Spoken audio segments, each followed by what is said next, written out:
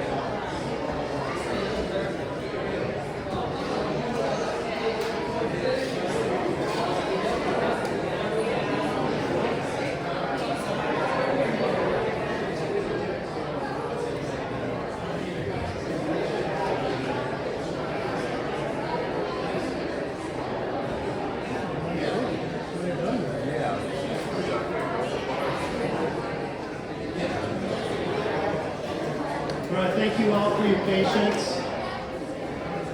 Thank you, appreciate that. We now have a quorum so we can start this meeting, and we'd like to welcome you to this meeting of the Planning and Zoning Commission for the City of Hillsborough. We appreciate all of you who have come out tonight. We usually are among we have smaller crowds to this meeting, so good to see all your smiling faces tonight. I want to give you a little bit of information about what to expect tonight. First of all, this commission is an advisory body to the City Council of Hillsborough. So the matters that we are talking about tonight, any action that's taken will be recommendations to the City Council, who will then be able to act on. So that's our role, and that's what we do. As is our standard practice, we take public comment on the items that we have in our agenda. And so if you're here for a particular item, let's say item 7, for example, you'll have an opportunity to speak to that before this commission deliberates and takes any action. Now, if you've taken a look at the agenda, you may have noticed that we have many items that we have to discuss. Items 3, 4, 5, and 6 we will take care of first, and they have to do with some matters in the city. We will follow a certain order as we do this that I will go through so that you understand our process, because I think some of you may not have been to one of these meetings before. So how it works is we will introduce the agenda item, and as the chair of this commission, I will read the description of that agenda item. After that's read, we will have a presentation from Director Reinhardt from the city, who will give us additional information about that agenda item. And then we have an opportunity for input from the audience, and we will go through that there's a certain way that we do that, and I will discuss that when we get to that point. After the presentation, after we hear from those who wish to speak to any item, we will then close the public comment and allow the commissioners to ask any questions, to deliberate among themselves, and potentially take any action. So that's the basic process. We're going to go ahead and follow the order in the agenda. The meeting's been called to order. We'll go to item number 2, which is to deliberate and act on the approval of minutes of the April 13, 2026 meeting.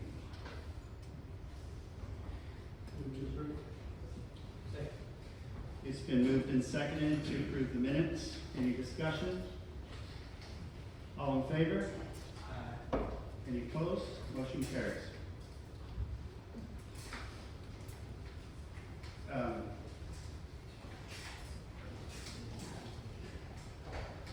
I was asked by one of you to do something, and I didn't do it. I apologize. And Commissioner McLeod got my attention on that. One of you asked if we could introduce ourselves. You, sir. Thank you. So we'll go ahead and do that. And since you reminded me, I'll let you go first, Commissioner. Thank you. My name is Duncan McLeod. Rick Fisher. Hello, everybody. Look my child. They don't need mics, but apparently I do. All right. Are you elected or appointed? Great question. We are appointed. We are not elected. By who, please? By the City Council. Yeah. We're an advisory board for the City Council. Citizens Advisory Board. Great question. Thank you, sir. All right. Item number 2 is taken care of. We'll move to item number 3. Deliberate and act on a request for a specific use permit to add to the single-family dwelling at 612 West Elm Street which is located in the light industrial district zoning district. Single-family dwellings are only allowed with a specific use permit in the light industrial zone. There's an existing residence at 612 West Elm Street. The applicant is requesting to add on to the existing home. However, residential uses require a specific use permit in the light industrial zoning district. The existing residence is a legal, non-conforming use. The site plan shows that the proposed action will meet required setbacks. Director Reinhardt. Good evening, Commissioners, and those in attendance tonight. As Chair Vaughn has already pointed out, the applicant is requesting to add on to the existing residence at 612 West Elm Street. I don't have a pointer tonight. You can see the existing structure and then the proposed addition on the PowerPoint screen. Residential uses are only allowed with a specific use permit in industrial zoning. And so in order, so that makes the existing residence a legal non-conforming use, but in order to add on to that and to add to that non-conformity, they need a specific use permit. From this site plan, it's shown that they will still meet the required setbacks. This is the 200-foot notification area. I did not receive any responses to the letters that were sent out. This is the existing zoning in the area.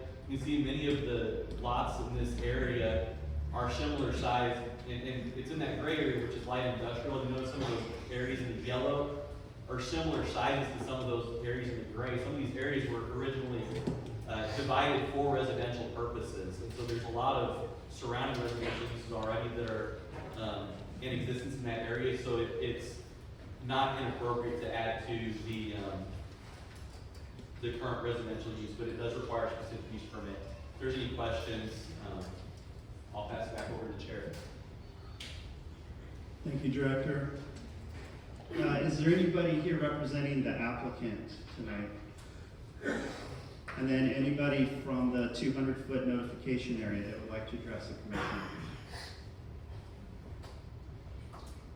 Anyone else that would like to address this matter? Okay.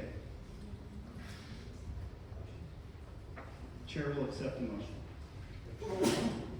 Okay, motion to approve. Do I hear a second? Second. It's been moved and seconded. Any further discussion? All in favor? Aye. Motion carries.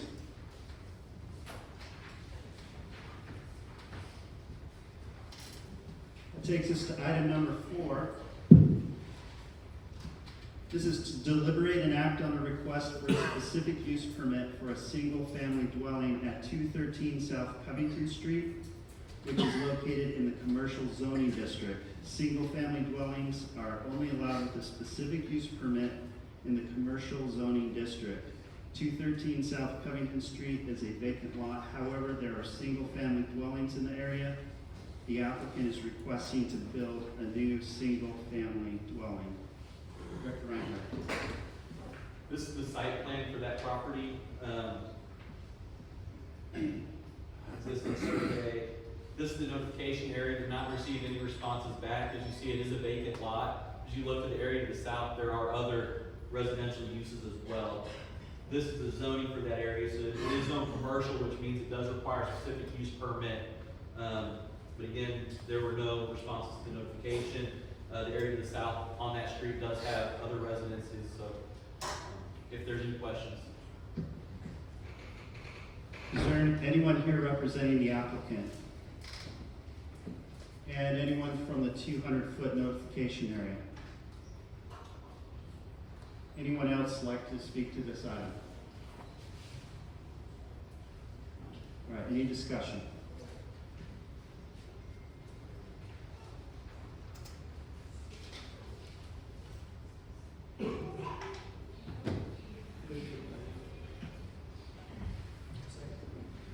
It's been moved to approve with a second. Any further discussion?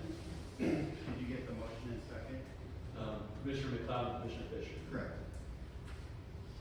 Hearing no further discussion, all in favor? Motion carries.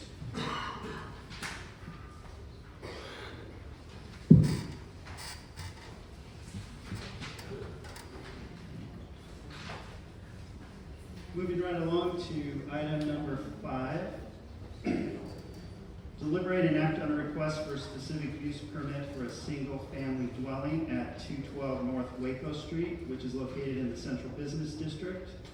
A single-family dwelling is only allowed with a specific use permit in the Central Business District. There's an existing structure at 212 North Waco that at one time was a single-family dwelling. It's been converted into commercial space, and now the applicant is requesting to convert it back into a single-family dwelling. Director Reiner. On this one here, as Chair Vaughn said, this used to be a single-family dwelling. This is a picture of it. Since then, it had been converted more into a commercial use. Now the applicant is requesting to take it back to a residential use, and because of some of the work that needs to be done, that requires a specific use permit to go back to that use. Central Business District, typically residential uses require 40% ground floor retail. With the specific use permit, that requirement does not need to be met. So that's why they are requesting a specific use permit for this. This shows a survey where that house is located on the property. This is the 200-foot notification area. There were no responses to this. Is there anyone here representing the applicant who would like to address the commission? Or anyone from the 200-foot notification area? Is there anyone else who would like to address this matter? Hearing none, any discussion?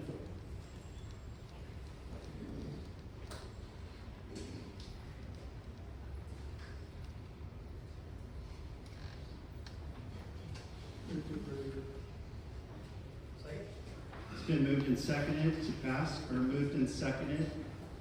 Any further discussion? All right, all in favor? Motion carries.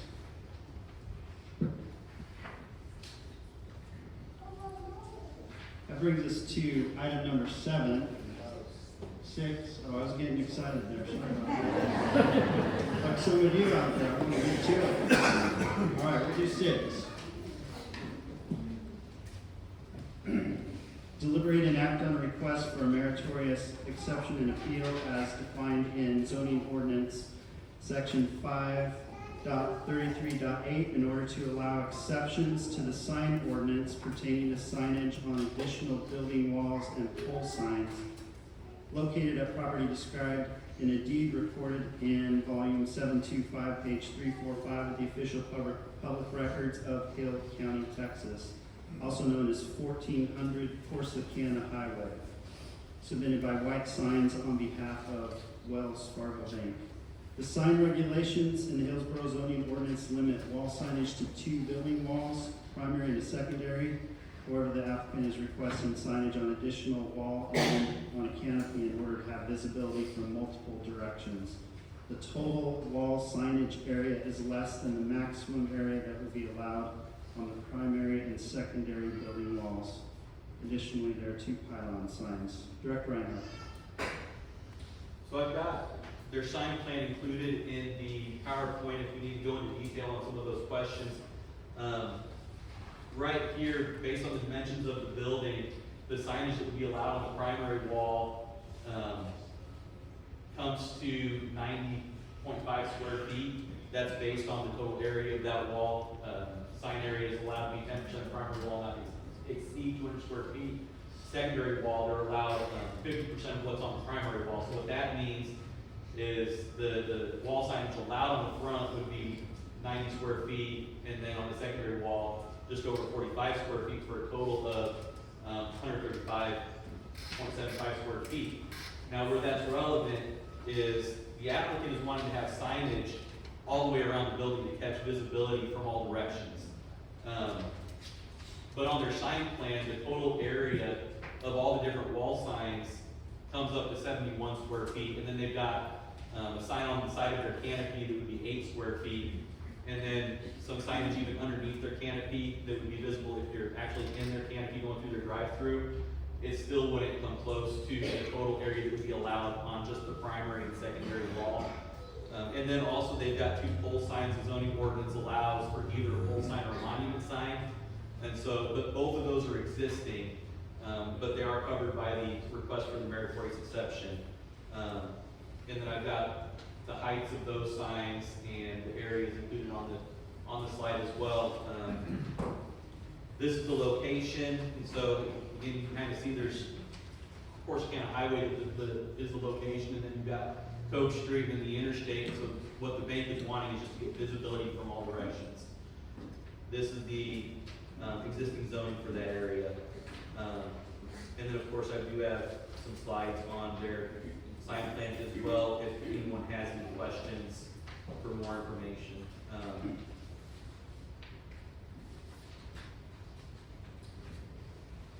Thank you, Director. Is there anyone here representing the applicant who would like to address the commission? All right. Is there anyone else who would like to address the commission on this matter? Is there any sign that's going to hinder, any visibility for traffic? That's a high traffic area, so will it hinder traffic visibility? I didn't hear your question. Will it hinder the traffic visibility in the area? Is there anything that's going to minimize the current visibility around that bus park? No, because it's either all the wall signage or it's the existing pole signs. Thank you. Anyone else?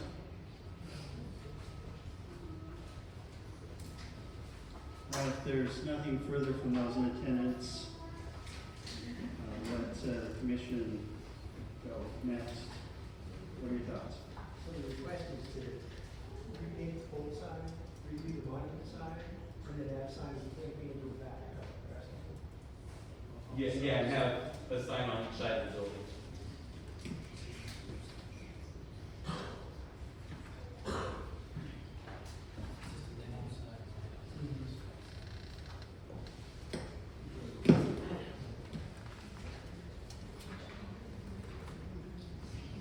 And again, the total signage being requested is still less than what would be allowed on the primary and secondary wall.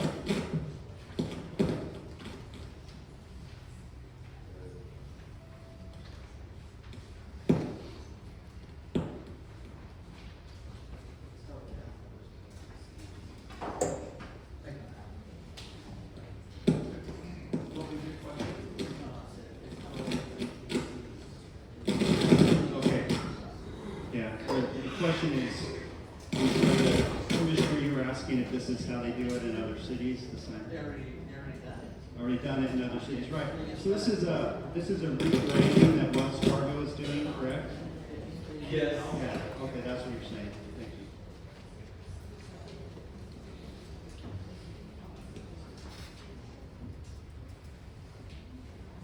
If there's no further discussion, Chair will entertain a motion. Okay, it's been moved and seconded. Motion was with Bishop, yeah. Any further discussion? All in favor? Motion carries. All right, that takes us to item number 7. Item 7 is to deliberate and act on an amendment. And I don't know where the crackling noise is coming from. I'm trying to, hopefully it's not me, I'm not sure. I apologize. We'll get through this. Deliberate and act on an amendment of the terms of the 2007 zoning ordinance, known as ordinance number 02007-0101, last amended in July 11th, 2025, whereby the purpose is to add data center to the list of uses in the permitted use table in section 2.11. Also to amend supplemental conditions and special regulations in section 2.12 in regards to special conditions for data centers, and to add data center to the list of definitions in section 7.51 of the Hillsborough zoning ordinance. The Hillsborough zoning ordinance does not address data centers directly. This text amendment would create a definition for data centers and define which zoning districts would be appropriate for a data center. It is recommended that data centers only be allowed with a specific use permit in the heavy industrial I-2 zoning district.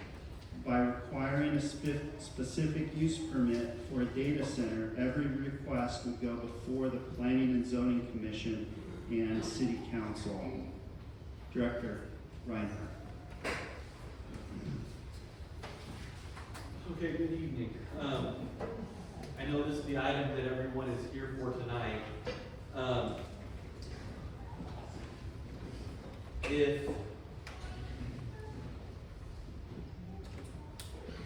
Can you all hear me without the mic, or do you need me to use the mic? Use the mic? Okay. I know I have a loud voice sometimes, so.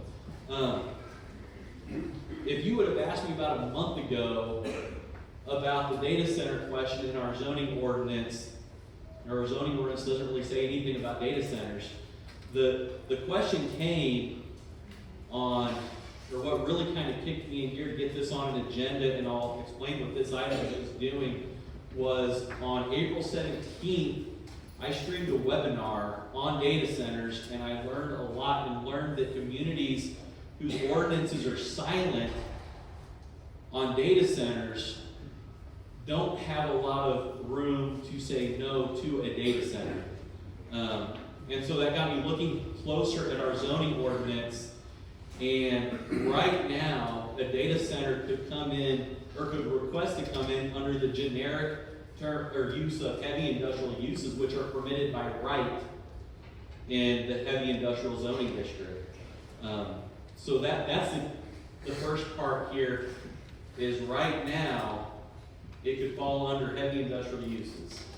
Those are permitted by right. So this proposed text amendment then would define that term and then require a specific use permit process. And then, I'll get to the next slide in just a moment, but I also wanted to point out right now what the setbacks are in the heavy industrial district. So this is what any factory coming to town would have to meet. Front yard setback of 25 feet, rear yard setback of 25 feet. The side yards, if it's close to residential or across the street from residential, there's a little bit greater setback. But otherwise, you see what those setbacks would be in the heavy industrial district for just any factory or any kind of business like that wanting to come under the heavy industrial area. The proposed, or the definition that's being proposed for data centers is a facility or facilities that house digital electronic equipment for internet site hosting, electronic data storage and transfer, credit card and financial transaction processing, telecommunications, and or other activities that support the electronic-based economy. On that use, once we define a term, we can apply supplemental requirements or supplemental conditions to that. For example, a site plan is one of those supplemental conditions or requirements. Setbacks could be defined for, let's say, distance to a residential use or residentially zoned area, or area zoned for residential use, excuse me. Building setbacks from property lines, and probably the most important one is a development agreement. Right now, we don't have that supplemental condition attached to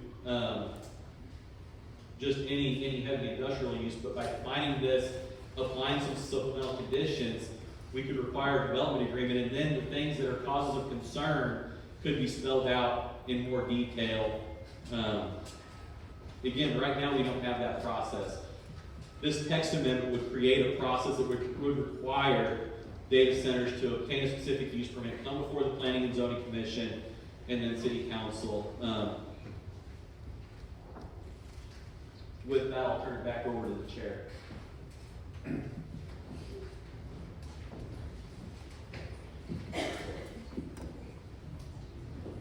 Thank you, Director. So I think you've all got the pattern that we followed to this point. We'll continue with that pattern. What we're going to do now is open up the floor to those of you who would like to address the commission on this matter. What we'd like you to do is let us know your name and where you live, if you would please, prior to giving your remarks. And I know a lot of you have already signed up, so appreciate you doing that. what I will be doing is going off the list of signups, and we get to see how many of y'all have good penmanship. It's going to be a challenge, I can tell right now. All right, we'll do the best we can. But I'm going to go through the sign-up list, and you will be given 3 minutes, up to 3 minutes. You don't have to take all 3, but up to 3 minutes for your comments. And Director, did you have a timekeeper identified? I think we do have a timekeeper. Okay, very good. So when there's, I think we're going to give a 30-second warning when we get close to 3. Is that right? Whenever you want, sir. Let's do that. Is that all right? I'll just kind of wave at you when you have 30 minutes left, so you know you have to wrap it up. 30 seconds. 30 minutes. My goodness. 30 seconds. All right. Okay. Let me just make a couple other little comments here of a housekeeping nature. What would really help us out as commissioners, if you can speak to this matter at hand, so this specific use permit and adding the language to data center to our city code. So any thoughts that you have on that, whether you're for it, whether you're against it, whether you think something about it should be changed, those are things that will really help us out, because that's what we have to decide on tonight. And your comments will help us as we make a determination, and will also help as we kind of carry forward our recommendations to the city council. So again, if you could keep your comments on this particular item. Some of you may not be real comfortable speaking in public, but you want to be heard tonight. It's okay to have somebody else get up for you and say, I speak for myself, and this person and that person sitting there, and give their names. That's perfectly acceptable. We ask that, also, you can just get up and say, I agree with what that person said. You don't have to repeat what they said, and that'll help with our efficiency. But if you think you can say it better, you can go ahead. That's fine.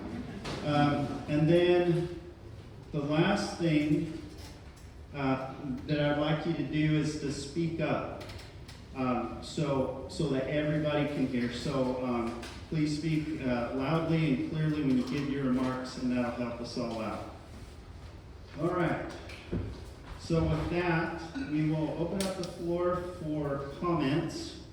And the first person I have on the list is Mike Hayes. I don't count that as service. Okay.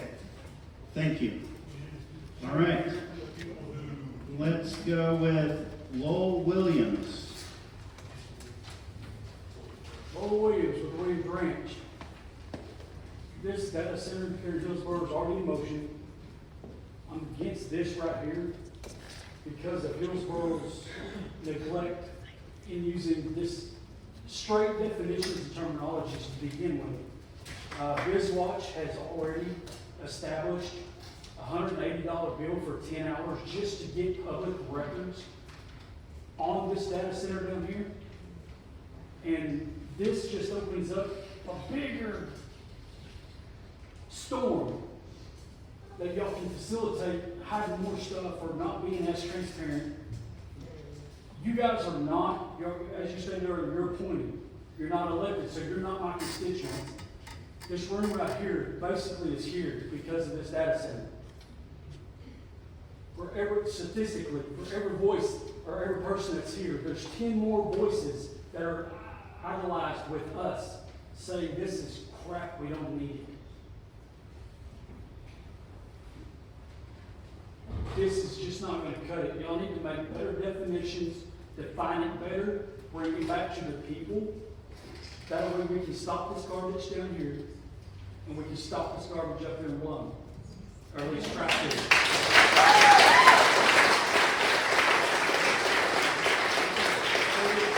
I'm going to give the rest of my time to Tim Linus. All right, we're gonna go through. You said there's somebody else with you that you want. that wanted to take the balance of your time, is that right? Yes, Tim Linus, Me or him? either one of y'all can have, I'll speak. he's gonna take my wife's time too, she's next right after me. I think what really needs to be considered on these things, and I have a whole list of here. You have a small list here of 4 things when doing your zoning framework. The minimum setback requirement should be not only for residences, schools, churches, hospitals, public parks, water wells, and parking lots. There should be mandatory landscape buffer zones and burns. You need to have screening requirements added to this, for visual screening requirements for cooling towers, substations, backup generators, excuse me. I wasn't planning on speaking tonight. What I call it. Fuel tanks, canopy yards, height limitations on structures, transmission equipment, exhaust stacks, restriction of outdoor lighting spill over onto adjacent properties, dark sky compliant lighting standards, architectural compatibility standards for exterior materials and colors, limitation on total impervious cover percentages, preservation requirements for existing trees and native vegetation, mandatory wildlife preservation. There are 7 pages here that need to be added to this. And I'm not gonna read every one of them, I'm gonna hit the highlights. You have water use and water supply conditions that need to be addressed. You have electrical infrastructure, power conditions that need to be addressed. You have road, traffic, transportation conditions that need to be addressed, studied, third party can look at it. There is a big concern for noise and vibration. Yeah. The 1,000 foot rule here, guys, is 2.5 miles before you get clear of this stuff. Of hearing it, feeling it, seeing it, or feeling it, seeing it, light, noise, those things. To say you only have a 50 foot, if you go back to one before, you have a 50 foot proposed setback right now to a house. 50 feet. That is unacceptable. Look at these setbacks. 25 foot to an adjacent residential side yard is 50 across the street from somebody. 55 foot for non-residential districts. God, you need 2.5 miles to get people where they're not affected by these things. 30 seconds. What's that? 30 seconds. Okay. Drainage and flood conditions, fire protection, emergency conditions, the toll it's gonna take on your public services. What about the fires that can happen at these plants? You're not ready to fight. Public transparency and reporting conditions are definitely needed. And then last but not least, are the financial assurances and taxpayer protection. They're gonna come in here and they're gonna offer you, or you're gonna offer them tax abatements to do this. And they're gonna say they're gonna pay. They're gonna say, we're gonna pay these taxes, it looks gonna be great for your community. Problem is, you're not gonna get the money for 10 or 15 years. You'll never have the money. I heard some the other night about, they're gonna rebuild our water system. It's not happening. It's not gonna happen. They can do it before. All right, They do thank it. you. I'd like to submit this. Yeah, thank you. Good. Tim, thank you.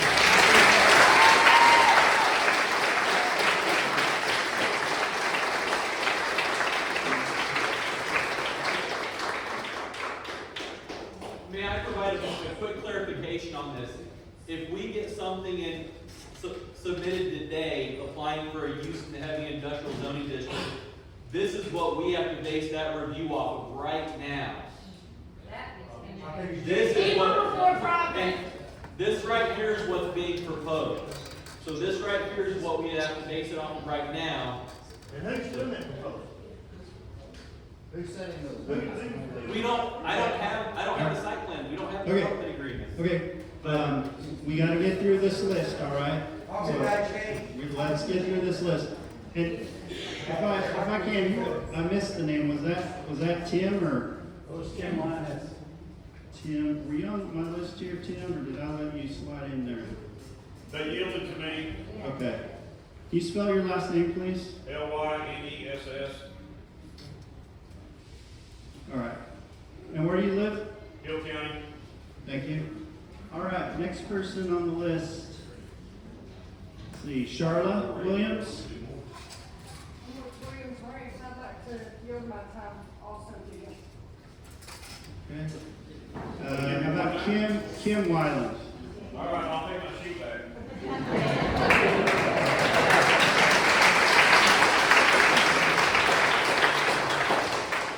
Note that Tim Lionel's taking her time. Tim Lionel still wants to talk. Okay, road traffic transportation conditions that are going to affect the city.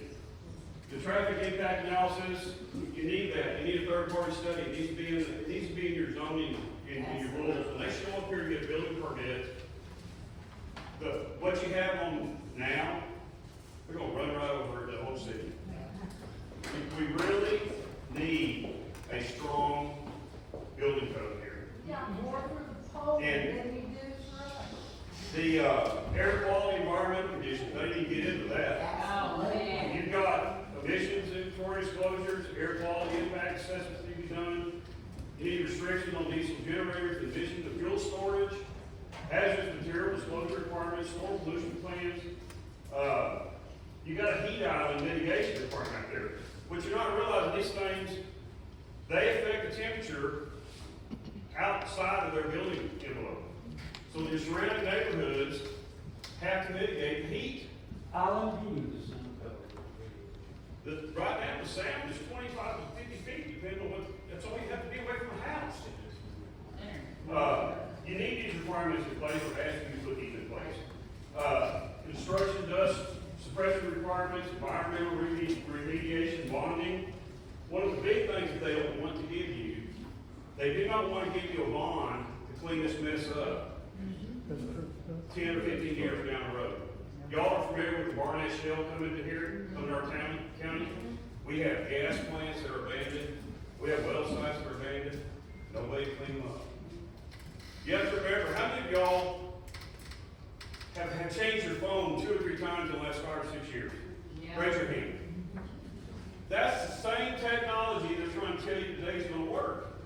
It's going to be obsolete. I guarantee you this technology will change, if not tomorrow, next month, 2 or 3 years from now. These plants are not proven. They're not proven, guys. We're not still driving Model A's anymore, okay? Same thing with these data centers. They're just now hitting us here the last 10 or 15 years. This technology is not going to last forever. We're going to have these boondoggles in our communities.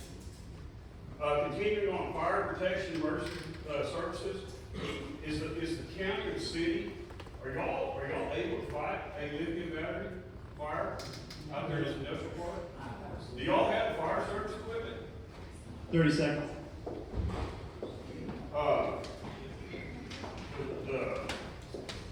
The other thing is just the public transparency. Just a lot of people just think there needs to be mandatory public disclosure of the water use, power demands, noise compliance, emissions, expansion plans, annual compliance reporting, public complaint hotline requirements, third-party audits. My goodness, we need third-party audits. We don't need the data centers showing up here. All right, that's it. Thank you.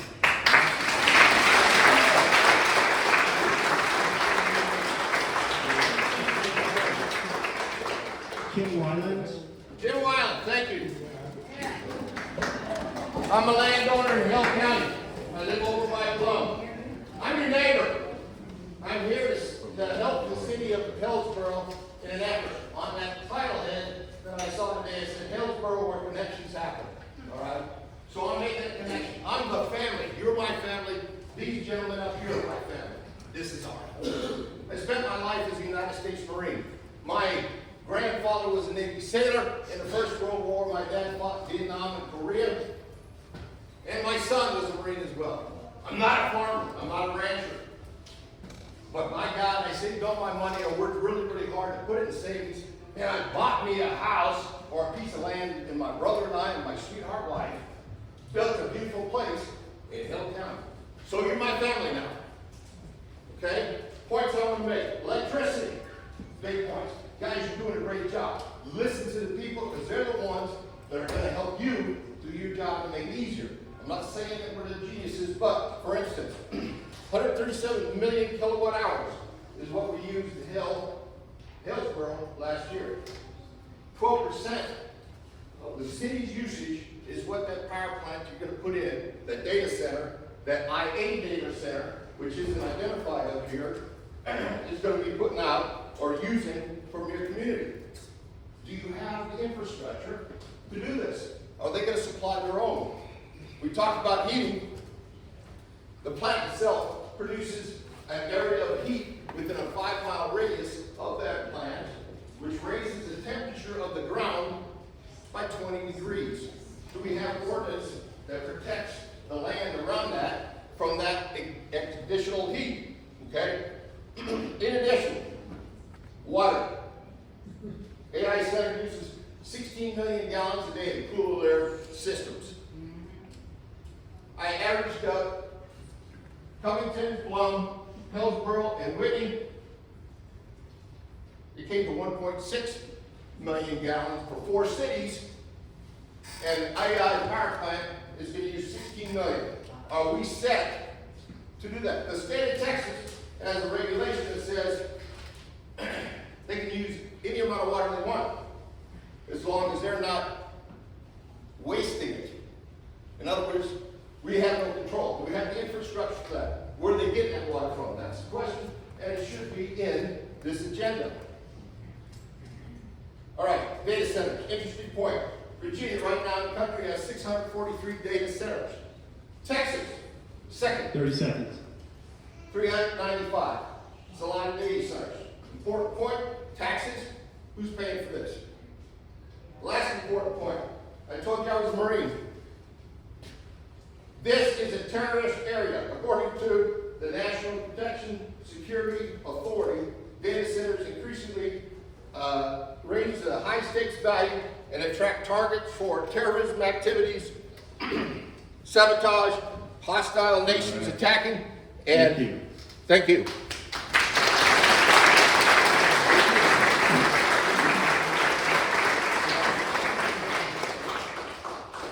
Tim Williams?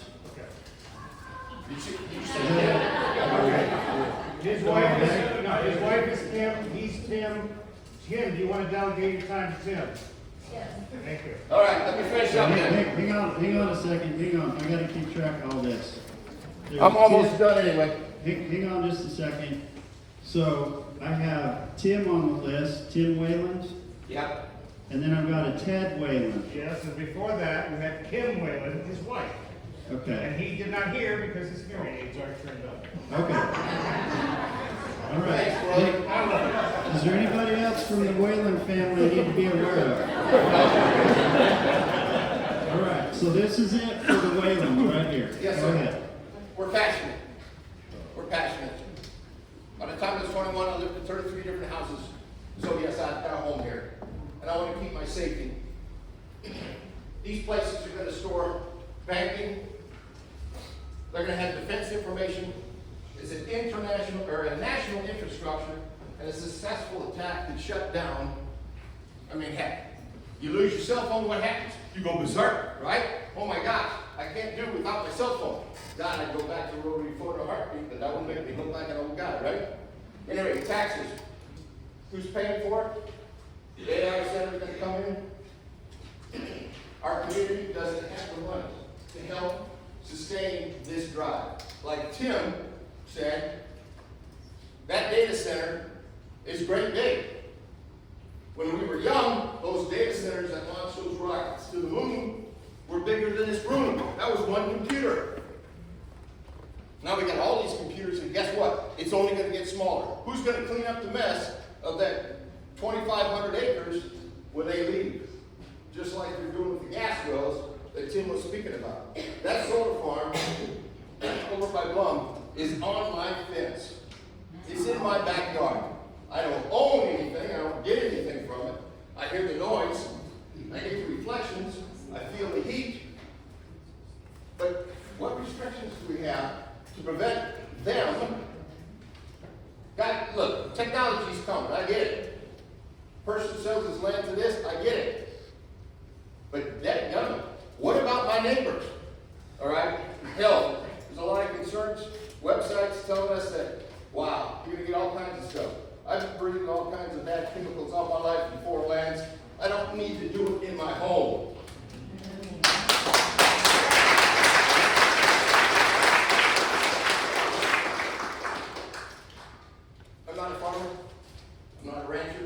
Yes, I'm trying to be one. I got a lousy 58 acres, my brother and I, my wife. But here's my point. I ate a lot of beef when I was in the military. I ate a lot of corn, and that bread was made out of wheat. Who grew it? Hells County farmers and ranchers. Don't screw up our grassland. Don't screw up our cities. Make an intelligent decision. Is it coming? Yes. Delegate and do your 30 best. seconds. To go ahead in the last 30 seconds, I get to the next person on the list.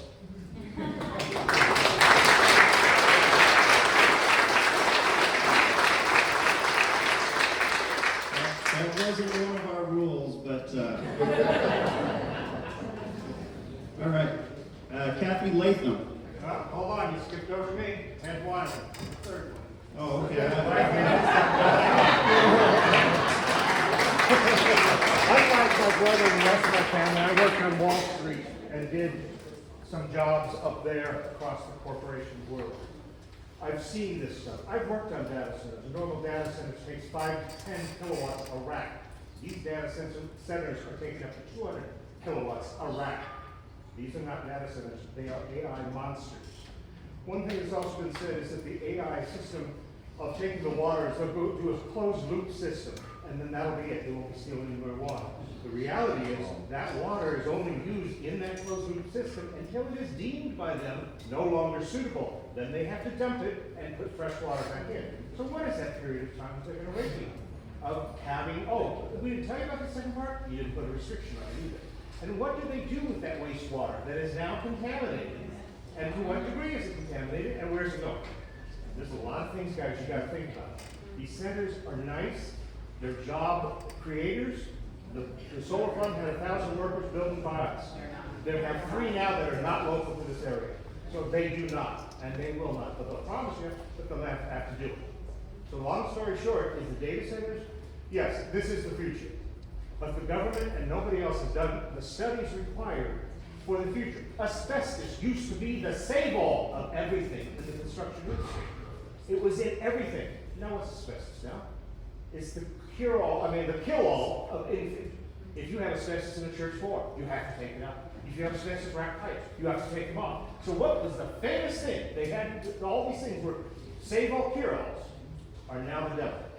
Be careful, the data center's gonna be another one. Thank you.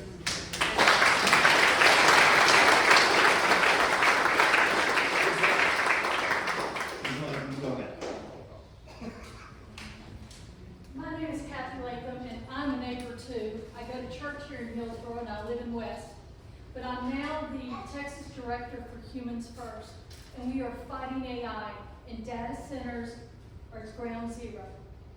So I'm just letting you know that Humans First is here to help y'all organize if you need. Humansfirst.com. Just go to the website, sign up. I appreciate what you're doing, getting ahead of this stuff, being transparent, because in many communities, they're not being transparent. In Hubbard, they were bribing the school system before they went in there. So you've got to be transparent. I appreciate the transparency. They're only I love transparent this now. community. I love the church. I go to. They knew about this in July. Excuse me? They knew about this in July, and they're only transparent in the last couple months because Right. they have to change the Right. zone. So, if So you're- people before profit. Okay, hang on. Just lay the mouse on the floor. Thank you. If you're interested in getting involved in helping, my passion is protecting our kids in our school from AI. Kids are dying because of AI. We just worked with Florida to get them a Bill of Rights to protect kids. But we realize that data centers are ground zero. So if you're willing to fight, go to humansfirst.com, sign up, make sure you put your town and all that information here, and I'm gonna get you some information and help you fight. All right? Thank you.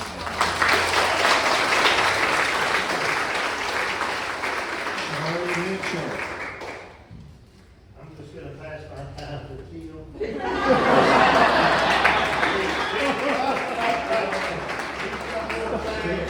So, Mr. Mitchell, you agree with what he said? But he's not finished. Okay, we've heard from you. There's other people. It'll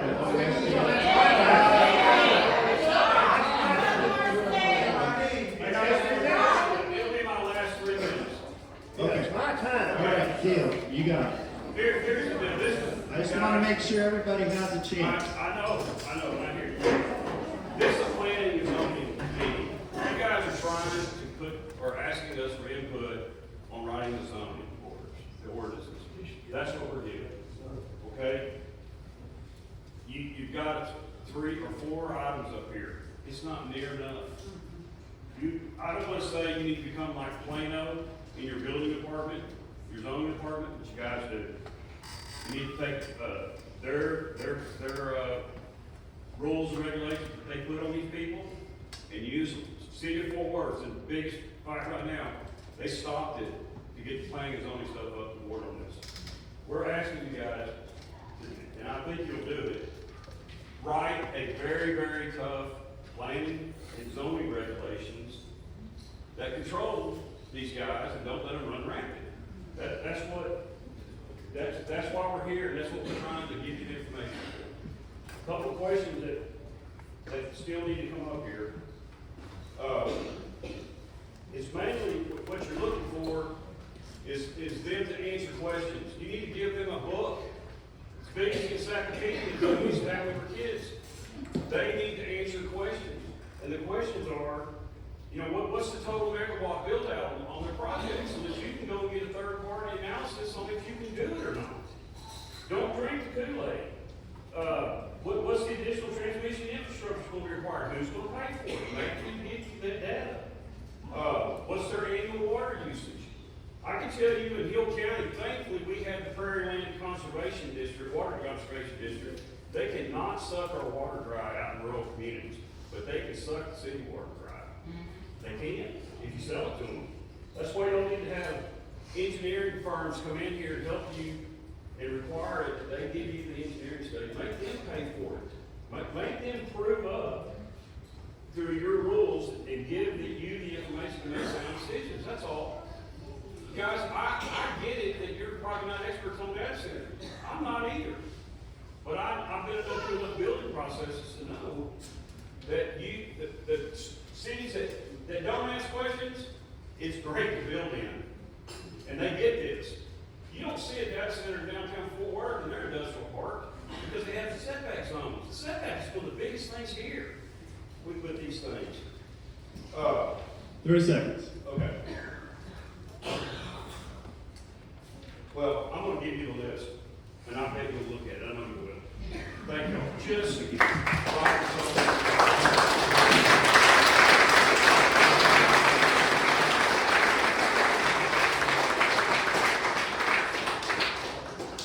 Lisa Mitchell. I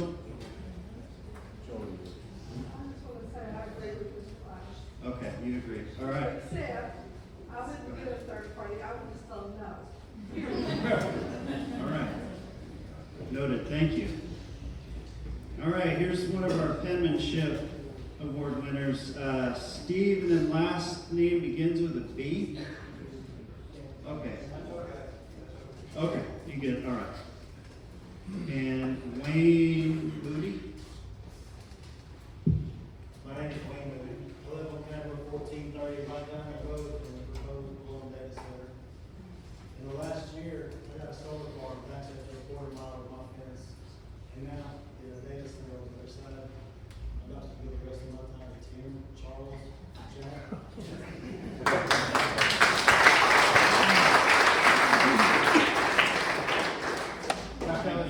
My name is Jack Merrill. I live in Blum, Texas. Okay, Jack, were you on the sign-up list here? No, he just said he. Okay, so I just want to get your name down here. Yeah, So. do that. Last name again, please. Merrill, Merrill. All right, thank you. So the question that I have, and I've got lots of details, just like Tim and everybody else does. You guys are the advisory board committee, so on and so forth.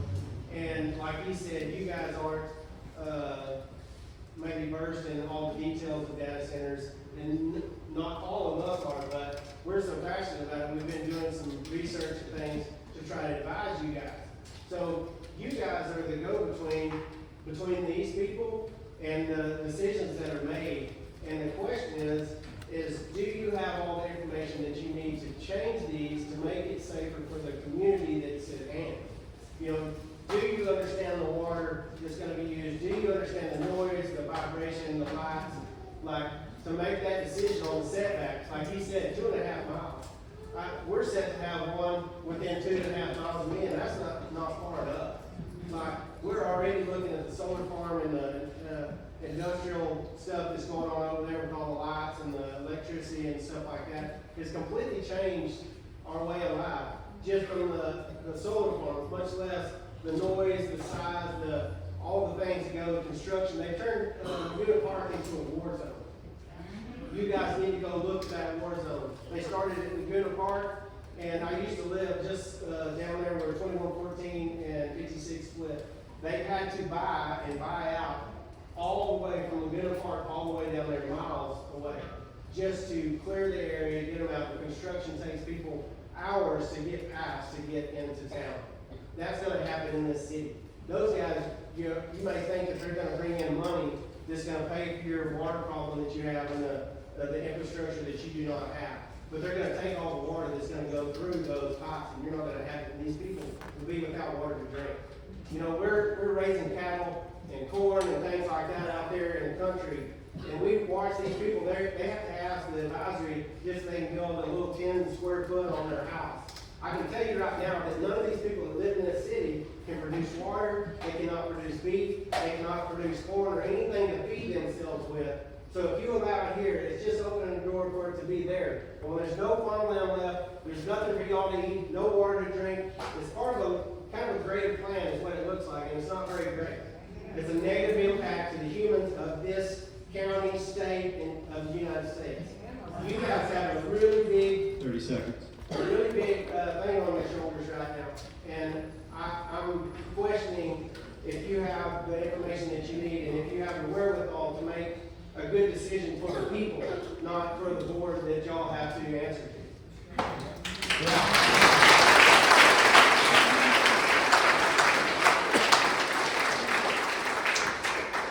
Randy Mitchell. I'm here, it was just a sign sheet, and I agree with Tim. Okay.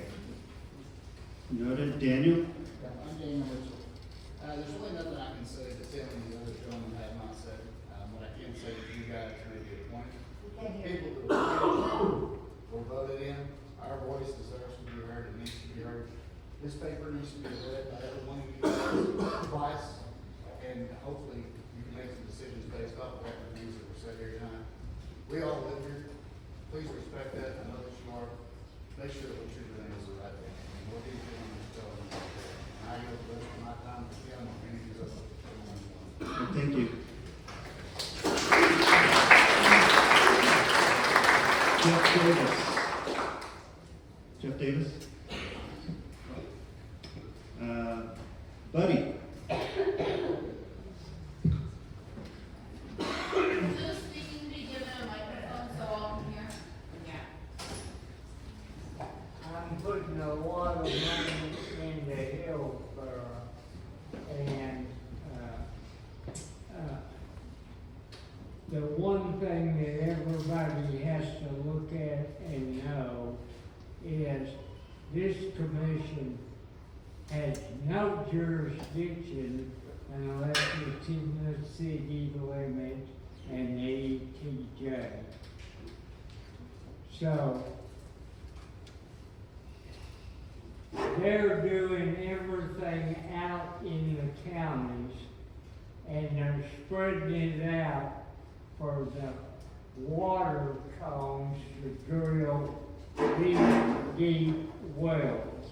And they have to be 4 or 5 miles apart to fit the state standard.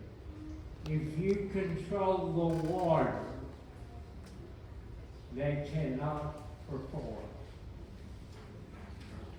And that's, everybody needs to be at the county commissioner meeting unless it's inside the city limits of Hillsborough or their ETJ. So you're spending a lot of time, but I think the in-town plans for the future on data centers are not much in the city limits. They seem to be out in the country.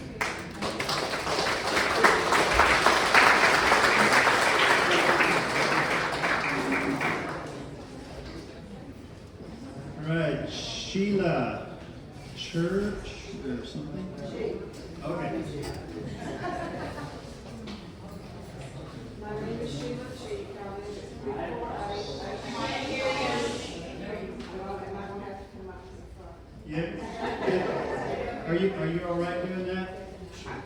Okay. And they'll hear you better if you're facing them as well. That's true too, and I have a question.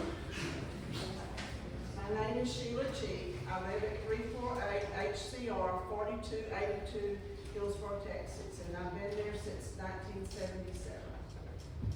And the last time I talked was in front of the city council, and it was about the irony of Google on data centers. This time, it is about the citizens of Hill County.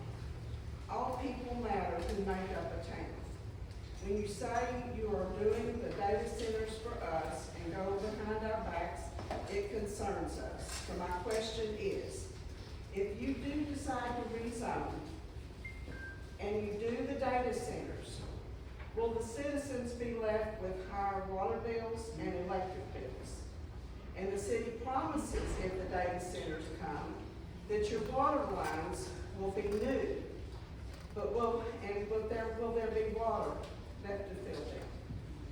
I love this town, and then when I was away for 2 years, taking care of my daughter from rehab to hospital and back and forth, the staff would ask me, where do you live? I would say proudly, Hillsborough, Texas, where everyone knows your name and we all care about each other. Please don't make this statement false. Think about your citizens. Thank you. Thank you.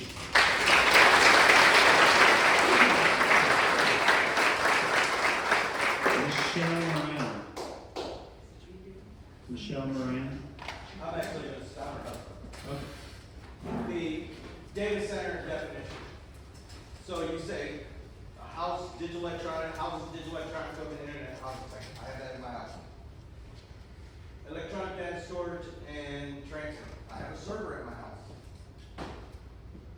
Telecommunications company, does that rule out AT&T, T-Mobile, all that, so they're not gonna come here and put in cell towers and buttons and things like that?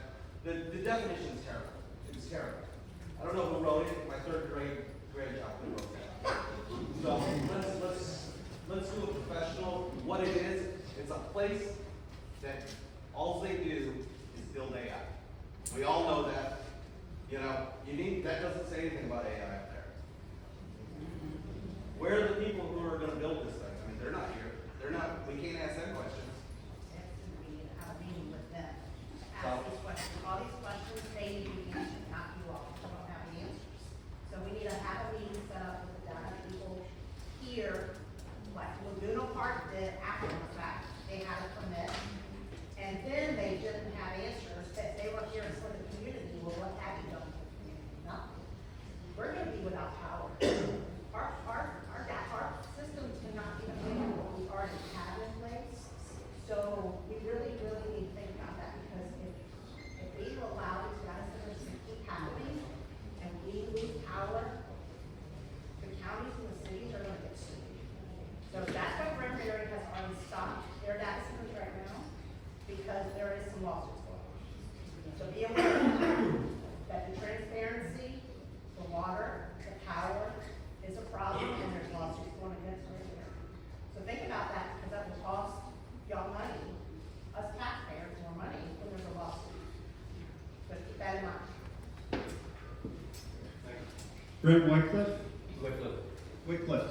Sorry. Your penmanship's actually pretty good. That was my fault. That's just a problem, you know. Lived in Company Texas since 1975, me and my family have, so we've been here for 51 years almost. My problem with this is, you're putting 1,000 feet. That's less than a quarter of a mile. Imagine that for a minute. Are these gonna be any ground? What is that gonna do to our cattle? What's that gonna do to our dogs? What's that gonna do to our family? What's that gonna do to our sleep at night? Less than a quarter of a mile away from somebody's home, residential use. You don't have nothing up there about noise pollution in the definition, in your context, in your zoning, you have nothing in there about that. You're putting yourself up, Maryland, $2 billion, upgrade on their electrical system because of AI centers, data centers. You know who that's going to? It's going to the taxpayers, it's going to us, y'all. Y'all gonna be paying that along with us, not just us, y'all will be too. That's money that a lot of people in this room cannot afford to dish out. I know it would put a big thing in my pocket to have to turn around and have to pay back $2 billion, not million, $2 We've already had rolling black acts here in Texas. Why are we even thinking about allowing a data center, anything like that, that's gonna harm our cattle, harm our livestock, harm our crops, harm us? What's it gonna do to us in the future? They haven't even done enough research to say what it's gonna do to us personally. Is it gonna give us cancer? Is it gonna cause more cancer? Is it cause brain tumors? Is it gonna hurt pregnant women? We're gonna have to tell pregnant women that they gotta stay so many thousands of feet or miles away from these? What's it gonna do to our environment? When they leave this here, like you heard from several people, they're going to just eventually, it's gonna be left there. Read the statistics. They end up getting left. They come to a point where it's not usable anymore. Now we're gonna have how many thousands of square feet of building, eyesore out there in the middle of what should be crops, should be food for us, food for our kids, our grandkids. Are we willing to take this chance? Especially, no offense to y'all, don't think it's wrong, but especially the way you have it work. You're leaving that too broad open for too many things to be put under that definition you have.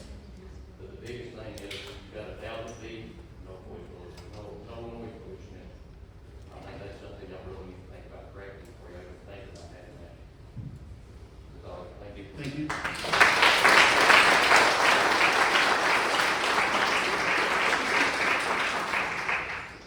Cynthia Monsavelis. Monsavias. All right, very good. I live in Blum, well, between Blum and Covington, so I don't know what to call. On those proposals, every proposals, why don't we have 5? Why don't you have community impact? Why don't you have environmental impact on that? Because it's true, who said it? It's very vague. And when it's vague and it's not specific, you can get away with a lot of things. Because what happens is, afterwards, somebody says, well, why didn't somebody say this after it's already affected the community? Okay? So, that's for the Hill County part. For the community, for the farming agricultural community, do you realize that we are losing 850 acres a day in agricultural acreage here in Texas alone? The last 2022 survey said that we lost 1.6 million acres in Texas. Why are we living here? Do we want to go to California or New York City? No, we don't want to go there. You know, we're kind of new to the community. We're 30 plus years. That's new. I'm a city girl. I didn't think I was going to like the country. I love it. Absolutely love it. I go to town, I go to the city once a week to get my fill. But I'm a farm girl now, and the data centers, 1 mile exactly from our house, because where we saw the survey, I timed it, you know, and I said, and I took into consideration all the things you all are talking about, the heat, the noise. I live on Farm Road 67. There's a stretch between Blum and Covington. And let me tell you, it's like hot rods at night. I know those of you that live on that road know what I'm talking about. I've been out there 30 plus years, like I said, we just now got our roads fixed. Just now. I mean, it took them almost a whole year. I don't know if you've been down close to 35 by the railroad track. They've already had to redo all that because of all the trucks. That's gonna happen to where we live. So, I just want you all to think about this. And I think I'm at the wrong part. Because I was told that really, meaning that we need to be at, those of us that are interested in our community need to be here tomorrow at 8:30. In case you didn't get the word, I'm giving it. Okay, thank you.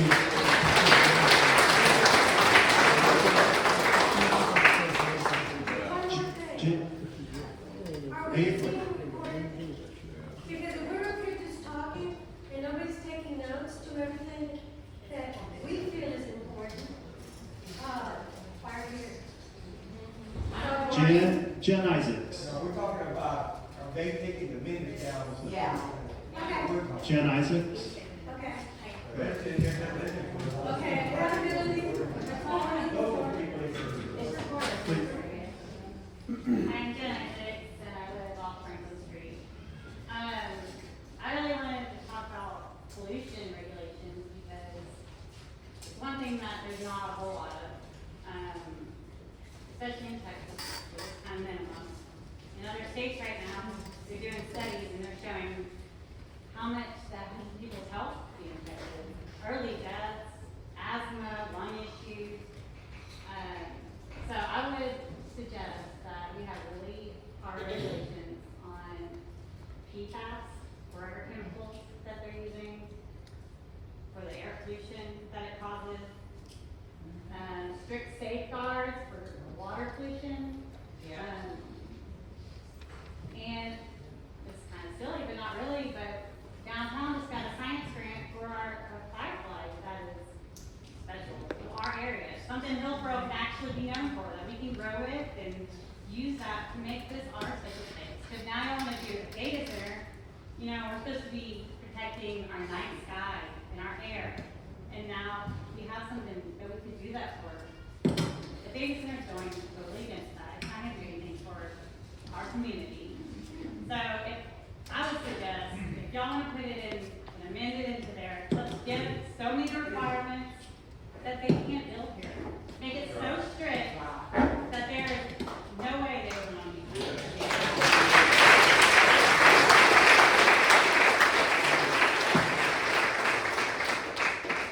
Sherry Canales? I have one question. What benefit will the data center do for Hill County residents? Answer. They Yeah, can't that's- answer. Yeah, that, Okay. And I there want is to make my- sure, hang on a second, I want to make sure I got the question. So the question was, what would a data center do for, How would it benefit the citizens of Hillsborough and Hill County? okay. What benefit? And you can't give us one. So the Yeah. bottom line is, in my opinion, put it to the people, let us vote.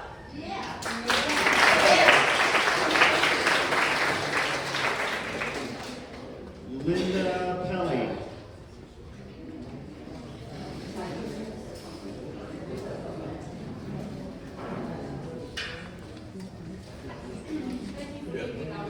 Linda Polly, I'm part of the Save Hill County group, because we are all one. It doesn't matter if you moved here yesterday, or if you've been here 71 years like me, or 90 like my mother. We're all one. And it's quite apparent that somewhere along the line, our government officials, they lost sight of that we are all one. And then when we do not have any water left any longer, when we don't have any food any longer, what is going to happen to us? I don't know about you all, but I don't want to eat that fake meat that Bill Gates is talking about having to eat. I cannot drink data, and I cannot eat wind. And so the whole consensus is that you guys, I mean, y'all have a hard job. And believe me, I would not want to be in your position. But I would like to ask you all, I mean, about, you can make this difficult for a data center to want to come in. You can set up minimum acreage, large setbacks, landscaping buffing, height limits, lighting controls, generator restrictions, noise limits, transmission line setbacks.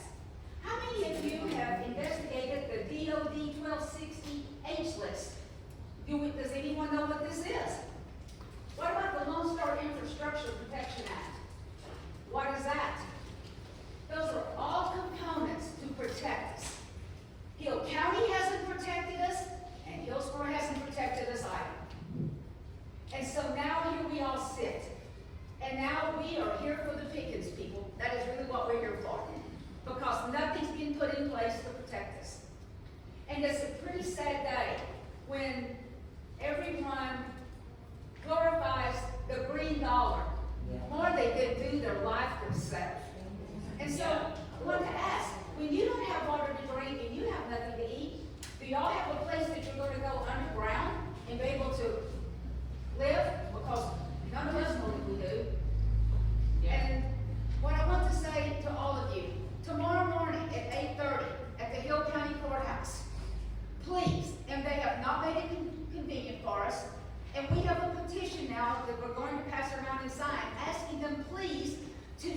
setting the meetings that are very, just specific, detailed products, to make them 30 every seconds. 5:30.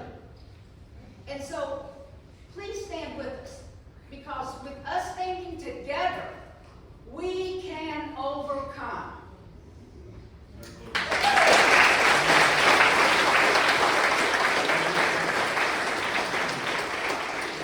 Philip, Talia, Philip? Good evening, everyone. I won't take too much time up. There's been a lot of good speaking in this room already. We're here for zoning, correct? And we're not here to go to data center. Nobody wants it, but zoning, right? So what can we do about zoning? There are no regulations on water. The biggest life source that God gives us is water. There's nothing in place for that. So, as a lot of people have said, we're gonna be stuck dealing with these problems for years. When there's no water, what draws people to Hill County? I lived all across Hill County. Want us to be here. When no one wants to live here, what's left? Nothing. There's a bunch of commercial buildings standing that no one wants to be around. What's the purpose of it? We can satisfy or eliminate all these problems with zoning. Let's be honest. They're not coming to Hillsborough. They're not coming to the town of Austin, Waco, Dallas. It's not gonna happen. These centers, these buildings are going to be in the country, affecting the way of life that Hill County was built on. What do you do then? Stand back and look at each other, say, man, it's too late, how do we get out from underneath this? Can't. It's on that board right there, and it's missing a lot of information. So how do we fix that? Do your kids wanna live here? What if they can't? Ask yourself that. There's only one reason for these data centers to come down. Only one reason for solar, wind, we're not debating that, but it's money. That's it. Everybody knows it, it's money. So the people who can no longer afford to eat because they have to pay higher energy bills, it's a fact. You can debate it all you want, it's going to happen. Southern or northern West Virginia, they're already regretting their decision to put the data centers in because of water shortages. All the power that these are gonna take. Where's the regulation on that? We had snow again in 2021 when people died because of the heat. Because they couldn't get electric heat. Couldn't be electricity, shut it off. We are nowhere near set up for the amount of energy demand that these data centers are gonna put off or require. There's 5 in a 20-mile radius. You go out to West Texas, there's none. Why? 30 seconds. Why are there none out there? They're coming here. We don't have to have them. The only reason that people want them is the money. That's it. Fix the zoning.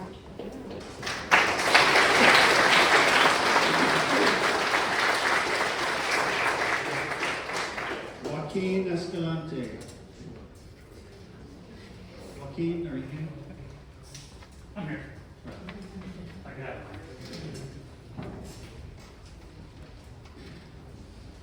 My voice is not that loud. I live in Hillsborough. I'm fairly familiar with the data center stuff as much as everybody else here in this room is. And I agree with what everybody else here has echoed so far, so I'll talk about a couple of different things. As far as the definition is concerned, I would say that one is vague. The city of Socorro, Texas, which passed a data center ordinance to kind of mitigate the effects of data center in their city, I think would be a great place for you guys to look at and advise the city council to see what is possible to be put into place. And just for an example, the text for the definition of a data center, as far as what they proposed was a facility primarily used for the housing, operation, and maintenance of computer servers, network equipment, and associated infrastructure for the storage, processing, management, and transmission of digital data. This definition includes, but is not limited to, facilities commonly referred to as server farms, web hosting facilities, cloud computing centers, AI center, and crypto mining centers, and is specifically characterized by its use of large amounts of electricity and large amounts of water for cooling and operational purposes. And there's like a bulleted list on like more specifics in the type of facilities and technology. Outside of that, something else to take into consideration, I personally don't want data centers at all. But if they're gonna come, we gotta make them work out for us. So something else as far as hopefully there's no tax abatements for any incoming data centers, and that property tax or revenue would go to the city to a specific fund that would then be used to give back to the community and, for example, fix the water infrastructure, the streets, the more disenfranchised populations of the city, just general infrastructure or so on and so forth. But just use that revenue that would be coming in for a specific fund targeted to the betterment of the city itself. And I guess that's pretty much it.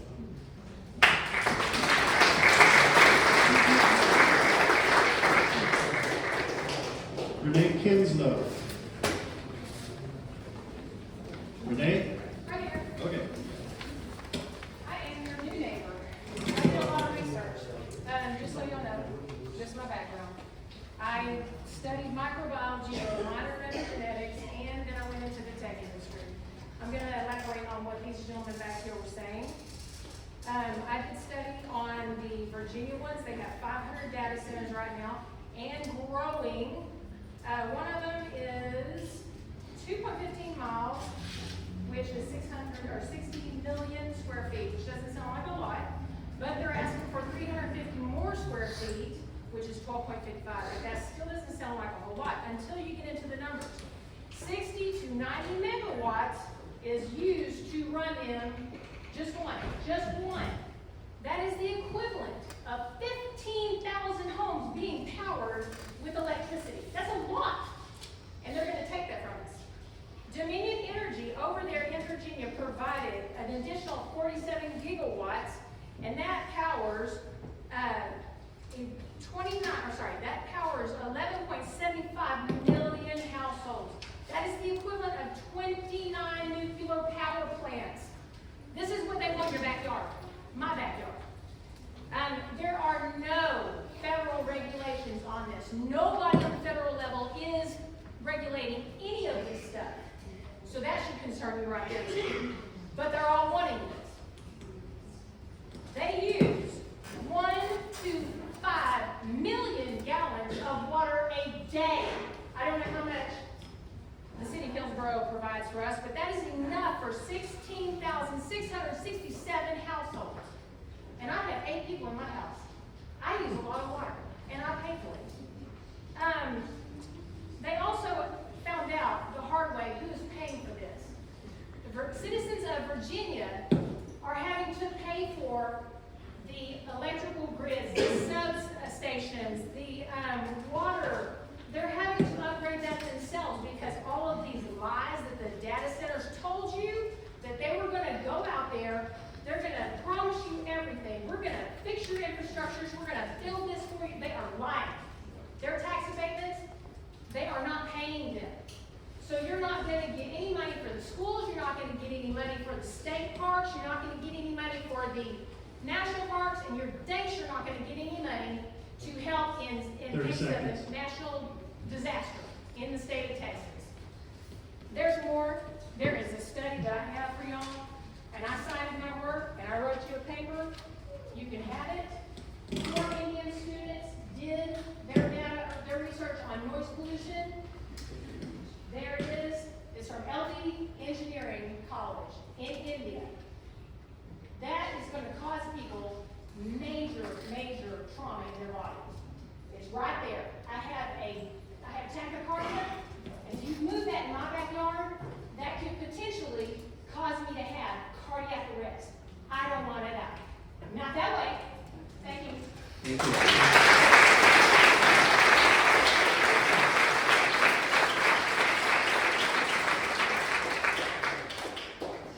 All right, I want to thank all of you who've taken the time to share your thoughts with the commission tonight. We we now have the opportunity to discuss. There's been many things that have been brought up that I think the commissioners would like to discuss. We have the matter before us with potential action. So what I'd like to do is open it up to my fellow commissioners to go ahead and discuss what your thoughts are regarding this specific use permit and the text language for data center.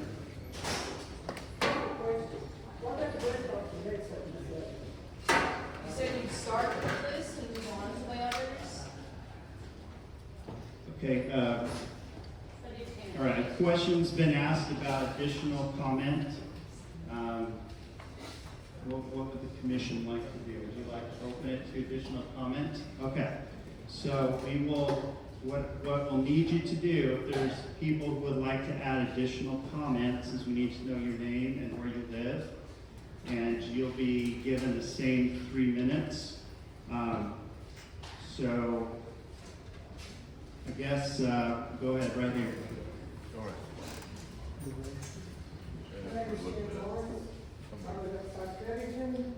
Bunch of neighbors here, we were always in came after us.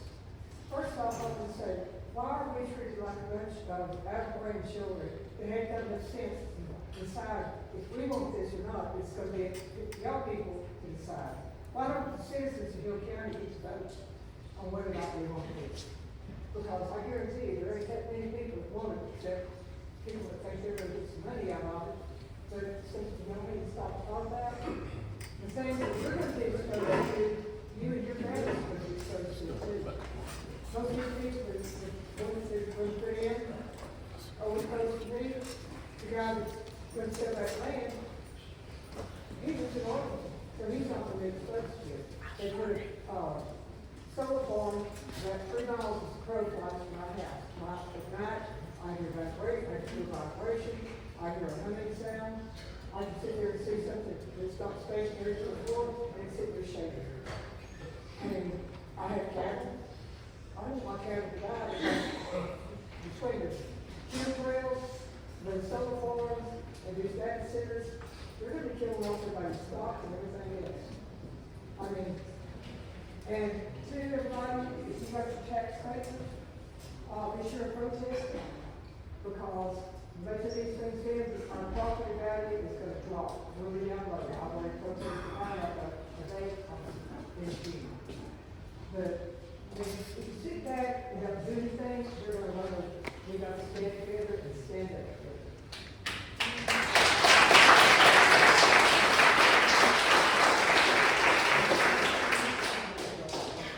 All right. Yes, sir. Did you, well, I used someone else's time, I didn't sign up, but I'd like just a short bit.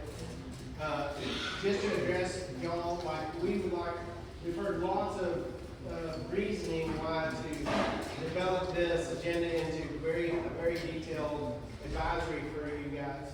And it sounds like from the things that have been brought up, you're years away from making a really great advisory unless it's to shut this down until it can be understood in a greater level.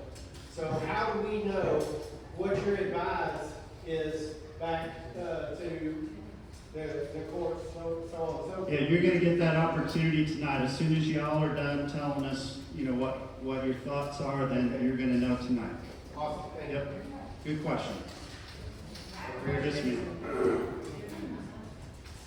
think some people came tonight misunderstanding the intention of this meeting and really should have gotten to the meeting tomorrow morning, but came because it's the only time they could come. So I appreciate you guys sitting and listening and hearing all out because so many people just want their voice heard. But to address the actual text amendment, I do not think it is strict enough. I think you need to be defining it differently with a more strict, like explicitly define data centers and server farms as high energy, low employment infrastructure, because whatever jobs they're promising it's going to build, they're going to disappear, and then they got like 3-4 people running this helicopter. That is not really what's going to help build this town. So it needs a better definition there.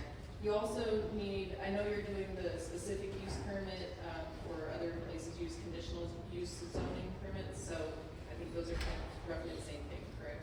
But then also create overlay districts that restrict the brownfield or industrial zones. This shouldn't be backing up to residential or green spaces where people are spending their time under this. We're very close to a park, where just about half the town is sitting tonight to attend their children's games. This is gonna be, like, the 1,000 feet is a start, because that is much more improved on what it was before, but it needs to be like 5 miles. Yep. Legitimately, and like, so I understand whether or not that is gonna have an impact within the city limits or not, but however you guys can better define that to get that further out. Then also, the other points I had were like the screening and the larger setbacks, including in all of that, but much more than what you've currently got. It doesn't look very well defined just by saying building setbacks and development agreement. Like, what kind of setbacks, what exactly are it? Things like that need to be more, more detailed. Also, like, the city's comprehensive plan to specifically discourage data center development, is that something that is in your purview, or anything that this, text amendment can help create? I think that's about right, but, yeah. And appreciate the specific comments about this, SUP, appreciate that. It needs a lot more consideration for the hearing as well, the noise it makes, the heat island effect, all of those things should be in these setbacks and restrictions, all Yeah, and need to be considered. We've heard a lot about that tonight, and point well taken, and I think that'll come into discussion when we're ready to deliberate. Okay, so, yes, sir. I'm Germán Vasquez, and I live on 1249. Juan Vasquez? Germán. Germán. Like G-R-M-A-N, Germán Vasquez. Oh, I'm sorry. Then, the proposal that I'm there is gonna be right on the other side of the fence line on the property, just behind it. And I'm gonna tell you something about this, because whatever, we all know what the data center is gonna do. But I'm gonna talk about is the zoning that you are going to approve. I worked for 27 years for the local government of the city of Fort Worth. And I've built 4 drop stations, 4 citizen drop stations. And we did something like that and take it to the commission take it to the commissioner, and then they take it to the mayor. And the mayor embarrassed the heck out of me, telling me that, no, you cannot do that. You have to have surveys, citizen surveys, you have to have the zoning, and that was for the city of Fort Worth own citizens in there. And we come up with something like that, and they said, no way, bring me a book where I'm going to know that the residents of the city of Fort Worth will not be harmed by the drop-off stations, by the collection centers. And I built 4 of them. I designed it, I built it. But thanks to the Betsy Price, who was the mayor at the time, she kicked it back so hard because it was so simple what we were trying to do. I want to get away, like you guys did. I want to get away with the simple things, approve it, let's go, build it, we have a drop-off center. This is, I'm going to say, thousands of times bigger than a citizen drop-off station. That is not worth it. If you're going to vote today, if you're going to approve something like that, then you are on the wrong path, and you're doing the wrong job. You have to be what the citizens, give more information to the citizens and make harder for the drop-off station. If you approve this tonight, to do the commission, give it to the commissioner, it's not gonna batch anything for the data centers. They're in. I can tell you that right now because I tried. Not with data centers, but with a small citizen collection center. 30 seconds. That's it. All right.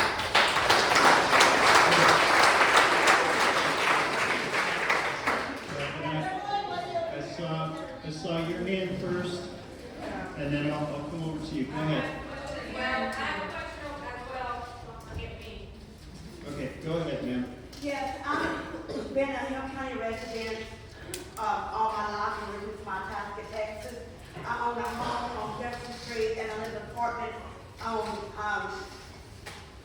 the Alice Point apartment in, here in Hillsborough. I've always lived like on the edge of town. I enjoy seeing nature, I enjoy hearing the birds, I love seeing nature. I understand that we have the rarest firefly here in Texas, or in the world. I'm just wanting to know how, if these data centers going to affect us having these endangered species, that we have rare firefly. The noise pollution that's gonna come from it, the lighting, I don't know what kind of lighting it's gonna have, that's gonna take away from them. They're very rarely seen now, much less. And I'm just thinking about not just the citizens, but also of our nature, of our animals. I like to sit on the porch and look at the moon and hear the birds singing and hear the animals. I don't want to hear the buzzing of a data center. And yes, these taxes are gonna make this whole lot higher. I've read that the only thing that's supposed to benefit is supposed to be the schools and the businesses. But what are our citizens getting out of it? What is our nature getting out of it? What are we doing to our earth? I mean, I know I'm not going to be here forever, but I want a place for my children and my grandchildren. And I want to be able to just enjoy life the rest of my days. Thank y'all so much, Hillsborough. Yes, ma'am. I just want to say, I keep hearing everybody say, okay, we're gonna have to build it, let's make the restrictions. No, we don't have to build it.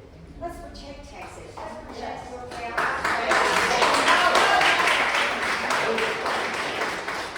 And then there's somebody over here. Right here? I'm right here. Right here. Yes. Sorry. With all these setbacks, if you put, like, listen to us and actually put these into place for the data centers and all the verbiage and you make it to where they don't want to come here, what's gonna stop them from coming in to that heavy equipment, amendment that you're trying to stop? What stops them from coming and doing it that way? The heavy equipment? That needs to be changed. Yeah, yes. What stops them from doing it that way, instead of coming in and saying, oh, my data centers, what stops them from saying, oh, we're just heavy industries? Using the special use, there's a lot of the special use language you used earlier. Yeah, so it comes down to use, and that's something that we're gonna talk about, is the use in that industrial zone, and under what conditions that something like that would be able to operate in that zoning. So that's something that likely will be discussed So here. they won't be able to come in under that at all, basically. They don't know. Yeah, I'm not sure how to answer your question, but we're gonna get Director Reinhardt to be able to address. He's been writing feverishly over there as you've all been talking. So we're gonna pick up on a lot of those questions, and some of that will come into the dialogue here as we deliberate. So thank you. Sir, if I may emphasize on what she's saying, I don't think none of us don't want the definition of the data center in there. We want you to not leave it so broad. And something I want to bring it to you too, something I mentioned earlier, a cooling tower, they usually do 4 cycles of the water, which means they run it 4 times, so that's what your water damage put back into the soil. That's what they're gonna put back in their soil for a farm, but that's what everybody wants. It's not that we don't want data center in there, we just don't want some broad definition. I think that's what Okay. Is there somebody else who hasn't had the chance to address the commission that would like to? Thank you. I just Okay. want to address this directly, not about, I don't want a data center, but the decision isn't about this. I wanted to understand what does permitted by right mean? And I want to understand, like, if we don't add this verbiage, it sounds like we should add it, because that way they will have to go through the specific use permit. So we need a definition, it sounds like this isn't good enough, but I want to understand, like, what does permitted by right mean? And then what happens if we don't add anything? And then, you know, we know this data center is coming through, it's gonna eventually have a things trying to go for the city. You know, if we don't have this in there, what's going to happen then? Are they just gonna go under the heavy? Okay. Good, and we've had some comments about and I'm gonna ask the commissioners when we start discussing this, we've had a few comments about the definition. Is it too broad? Does it need to be more specific? And we'll have Director Reinhardt weigh into that as well. Yeah, right here, yes ma'am. I'm sorry, one more time with the name, please. Thank you.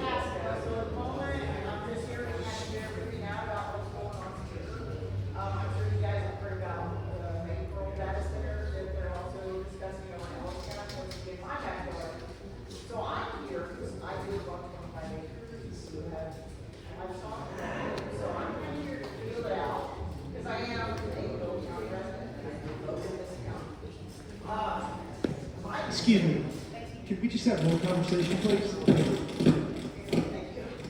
My concern, as we're gonna do it here, we've already started doing other places in the county.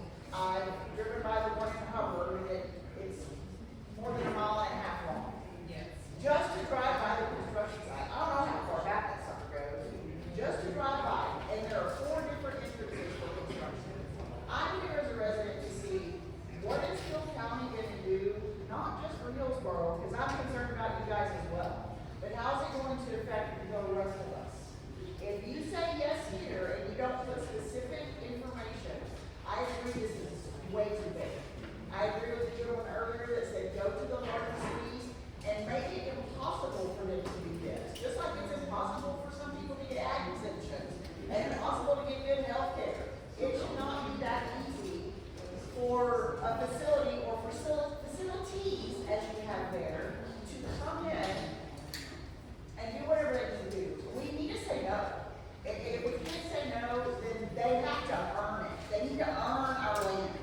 They need to earn our money, if that's what's happening. And I agree with everyone that said, make a paper. I know that's not your job, but if we don't start here in Hill County, in the state of Texas, where they're already taking up our land, Grayberry's doing it, Fort Worth is doing it, we in the rural county have got to start saying, show us the money if you want our land. Just say no. Just say no. Just say no. That's what everyone is, we do not want data centers. We don't want to be, we don't want to be like Pasco Hillsborough, we want nothing. But if you gotta do it, listen to the people that it's gonna affect, and literally be concerned about the generations afterwards. What is it gonna do to the cattle? What's it gonna do to the fish? What's it gonna do to the birds? 30 seconds. I'm done. Okay. Thank you. All right. Yes, sir, right here. I'm a business owner, and my business is not accepted in many cities. But I learned little loopholes to be able to open my business in the county. So when y'all write these, zoning laws, will they just cover Hillsborough, the city limits, or will they cover the county as well?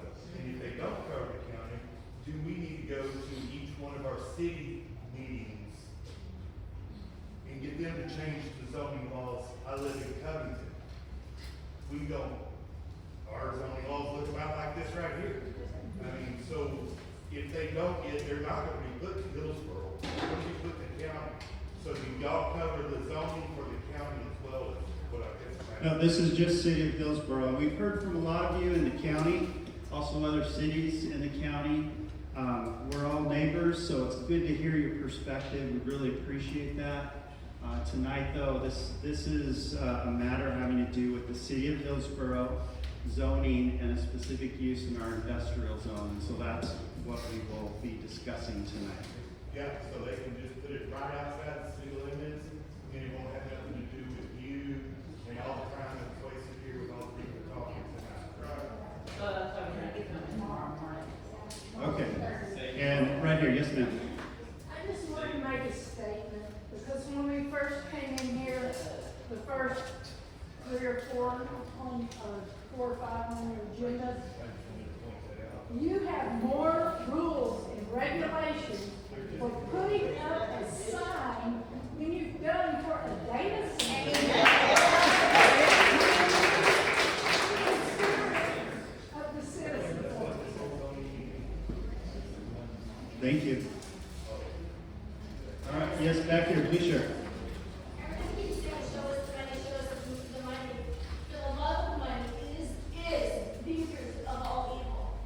We were led by saying, oh, just show us the money, people just hear this. I pay taxes. I pay taxes for you to fix the infrastructure around here, for the water lines, for the streets, for everything else that we need. We pay our taxes for this. What's being done? We're gonna allow data centers, AI surveillance to come into our communities, come into our little communities. We don't know the effects. We do not know the long-term effects on this. I don't want their money. I don't want it. Okay, I'd rather work for it, but don't bring it to our community. And I didn't catch your name, by the way. Shelley Hazel. Shelley Lessing? Bledsoe. Okay, thank you, Shelley. I just have a question. You say this is just for Hillsborough, this is the county seat.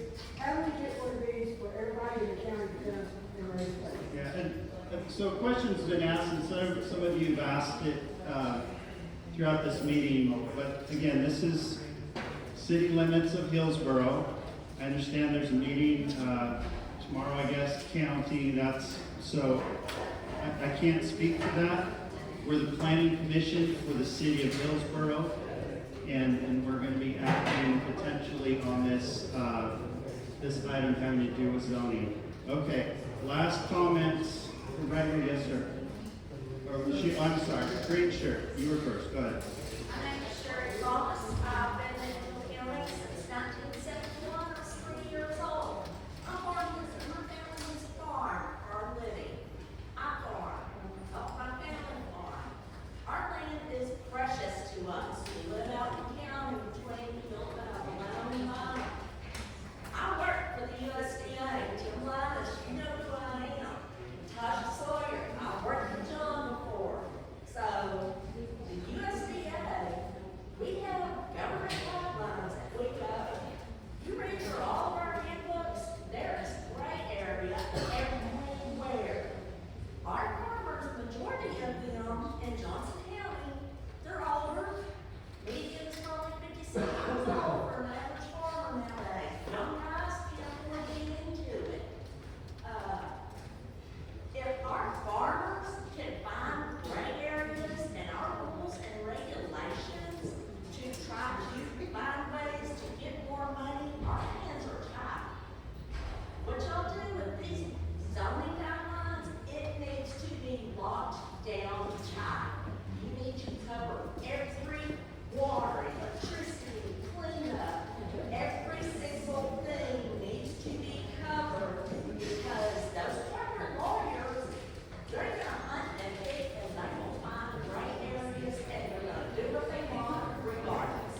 And everything that is going on tonight, all of y'all's work is put into it will be for nothing. And did you have something?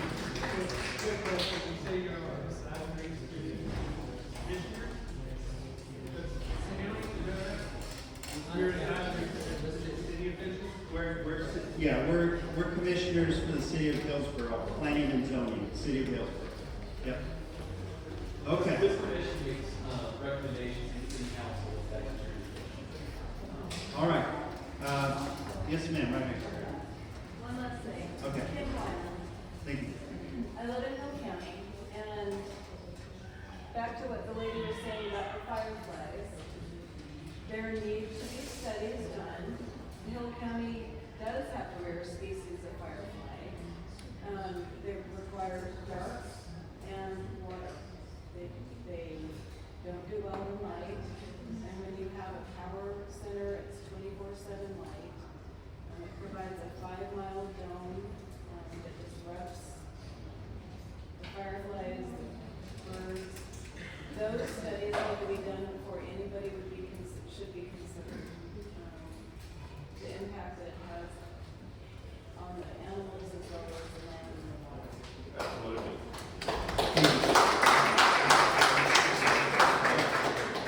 Go ahead. My name is Charles Kiku. I live in Blum. In the last 2 years, I've seen the solar farm go in on 1143, and they promised all kinds of money to the owner and promised roads. And since then, they finished, and it's already been sold to another party. They ruined the roads. TxDOT takes their time getting out to do it, so we have to deal with bad roads. And I see Cyrus One goes in over here, takes Boston County Power, goes right into Boston County Power right there, the dam. It's a large data center. Used to be a bunch of elk roaming around over there, but maybe that's not a great site for them as well. I mean, we drive by there.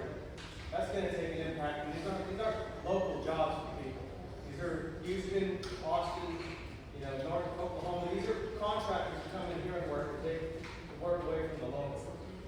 I work in construction. I work up in Frisco and Denton, and I see a lot of these data centers going in, and the least least desirable city to work in is Plano and Frisco. Because I think you guys should take a look at their city ordinances, and it's probably their zoning and planning commissions as well. They require a special 811 to dig, not only just the 811 you call in to dig.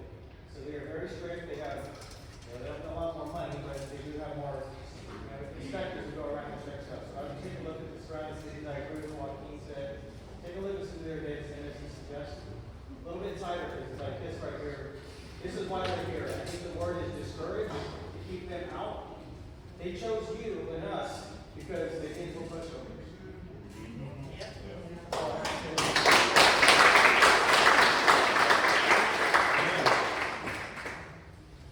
Okay, last call, and then we're gonna let the commissioners do what they came here to do. Yes, ma'am, and name and location, please. Amy Teal, I'm up in Whitney, and I really just had one question that you guys might be interested in, is how many people who are in this room right now are inside the city limits? If you could raise your hand. And then when we're talking about planning and zoning, that's not just the city limits, but it applies to the ETJ as well? Is that correct? Right. And your ETJ extends how far outside the city limits? The ETJ extends 1 mile outside of the city limits, but there is no zoning in the ETJ, so the zoning would be within the city limits. So this will not apply to ETJ. Definition of ETJ? Extraterritorial jurisdiction, what that means is it's the property within a 1 mile surrounding the city limits. Thank you. Isn't that true that whatever you guys decide with the city limit, that Hill County will absorb or take that as a recommendation? Like, for example, if you do the zoning ordinance within the city limits, on the county, outside the city limits, outside of the ETJ, whatever you call it, no, the Hill will take that recommendation because you already passed it? There are no county regulations, is what he's asking, is that correct? Or do you guys set a precedent for the county? Yes, that's what I'm saying. Two completely different jurisdictions. Yeah, the question was about whatever and again, we're an advisory board, so we're just gonna make recommendations to our city council.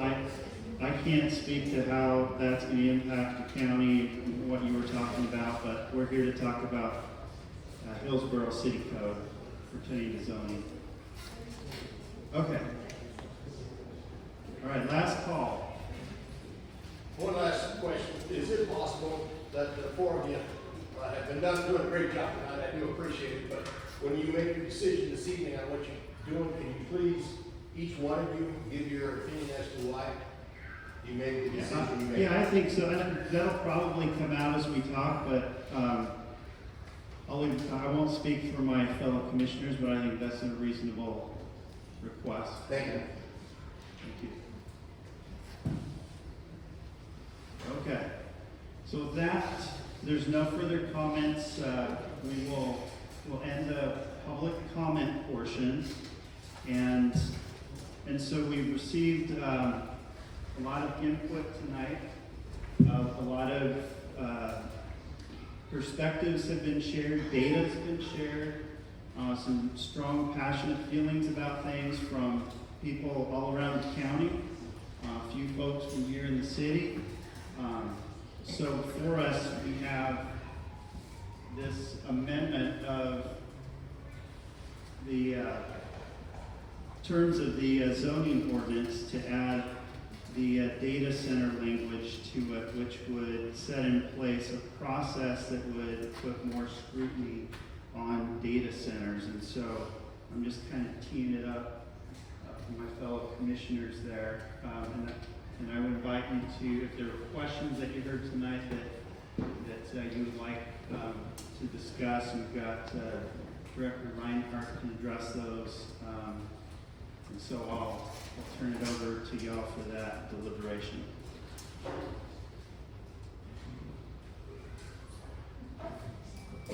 So again, to echo the previous comments, thank you for everybody who's shown up tonight.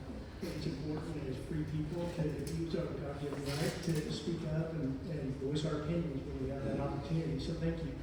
Not to sound like a preacher on Easter, but we meet a couple times a month, and we would welcome you to any of our meetings that we have as we make decisions that impact the city, not just on this in particular item, but there's a lot of different things that we're discussing each month that we value the citizens' input on. So again, thank you for showing up for that. I think Mr. Wiley's made a comment about it's not if, it's when. So data centers are coming. That's a reality in the United States of America.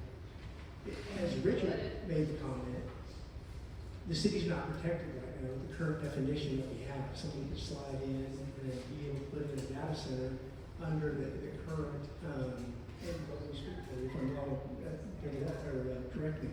But somebody could bring a proposal forward for a data center under our current regulations, and it wouldn't be up to snuff to what everybody's seeking right now.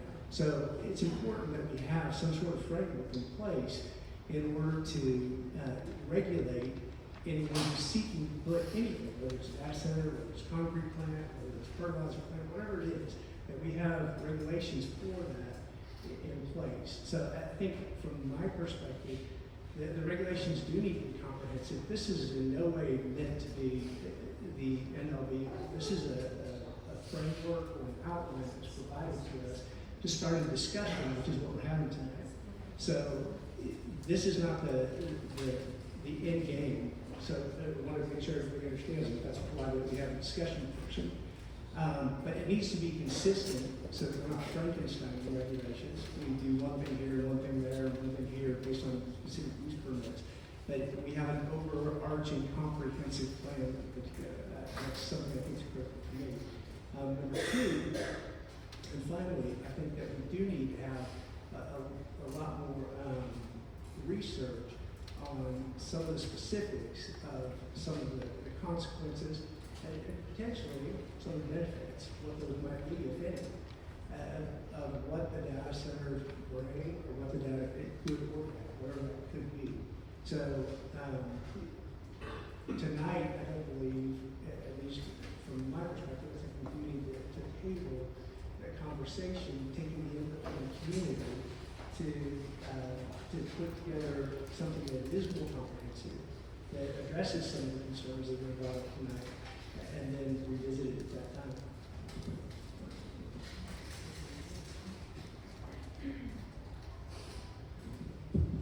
Right, so thank you again for everybody coming out. We have definitely heard you, and I want you to know that obviously we are citizens here too, and we will have to live with, and our families, the outcome from these decisions. But to be clear, nobody is asking the Zoning and Planning Commission whether or not we want a data center. That is not up to us, right? That conversation needs to be had at the appropriate committee and with your elected officials. Okay? We're clear on that, right? Okay. Nobody's asking us for permission to put in a data center. That's not what we do. What they ask us to do is, if that decision is made, and I think you should all have a vote in that, and you do every time you go to the voting box. If that decision is made, it's up to us to make sure that it's done correctly and that it's done safely. I don't know what that looks like. But I do know that we have to have a definition in order to be able to hand a potential builder these supplemental restrictions. If we don't have that definition, no supplemental restrictions. We can't tell them you need to be 2.5 miles away from the local park, right? We can't tell them what the decibel level should be. We can't do any of that without a definition. So perhaps we need a little more work to be done on the definition. I would agree, and we can certainly do some research on that. And I think that's probably where we need to take the next step. Thank you.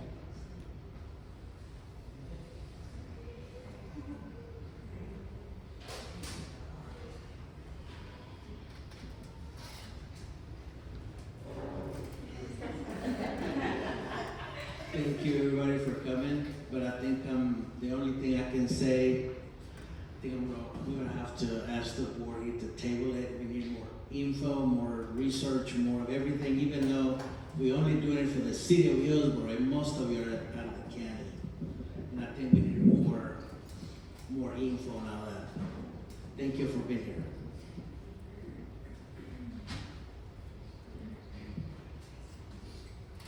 Okay.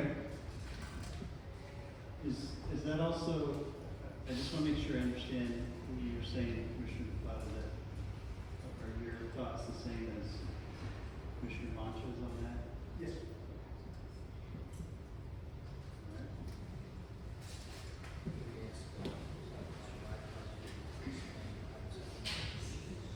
Yeah, so, question, Director Reinhardt. The question is what the supplemental conditions would be, and as I've talked to you about this, and as I've tried to understand what the action would be tonight, that specific use permit is something that would then allow the city to put into place the kind of restrictions that a lot of the folks here were talking about tonight, whether it's water, emissions, power, whatever. Right now, without that SUP, we don't have the ability to do that, correct? Great question, thank you. Yes, right now, we don't. So what creates the ability to apply supplemental conditions to a use is defining that term and having that use in the zoning ordinance. For this particular one, it would also have a specific use permit process, but then that development agreement, that's really what can address the bulk of a lot of the concerns that are coming up. Every data center is different, large, small, but then that development agreement could be tailored to that type of data center. And that's the idea, that's why these, those supplemental conditions may not be as comprehensive as what you might like to see them be, because noise levels, emissions, the list goes on, all of those things can be spelled out then in the actual development agreement, and be specific to the type of data center. And as far as the definition goes, I want to address that briefly too. That can be changed. This is just a proposed definition. This is not the one the commission would have to settle on. The commission can discuss this, change that definition, and propose something else also. Did that cover your question? And then That cover it? Okay. Good. So I just, it sounds like that it's the desire of the commission to do some further work on this, to work on the definition and perhaps some other aspects of this. So do you have any additional direction that you would like to give? Or do you have questions from us so that you're clear what staff needs to do with this matter going forward? So there's a couple of options that you might have there. You could table it, or you can simply take no action and direct staff to do a little bit more work on this. And either one of those options would be just fine, and that would give us some more time to go over the definition and some of the rest of this information. Is that the consensus of the commission? We direct staff to flesh out the definition, the input that we see today, time lapsing the language. Okay, it's been moved and seconded. Any further discussion? Okay, all in favor? Okay, motion carries. And for those of you Can I that catch it? Yeah, Commissioner motion. Bobby's motion and Mancha. And for those in the audience, just for information, what that's going to do in the process, this is going to go back to staff so that they can revisit, work on the definition, as many of you have talked about, and then bring this back to the P&Z Commission at a future date. And that, of course, we don't know when that'll be yet, but it will be announced publicly, and you will also at that time have an opportunity to comment. Okay? So that brings us to item number, Is it okay with the commission to take an additional comment from? So you've got I-1 and I-2 zoning. Would it be possible just to create an I-3? And that way, what you have set up for I-2, you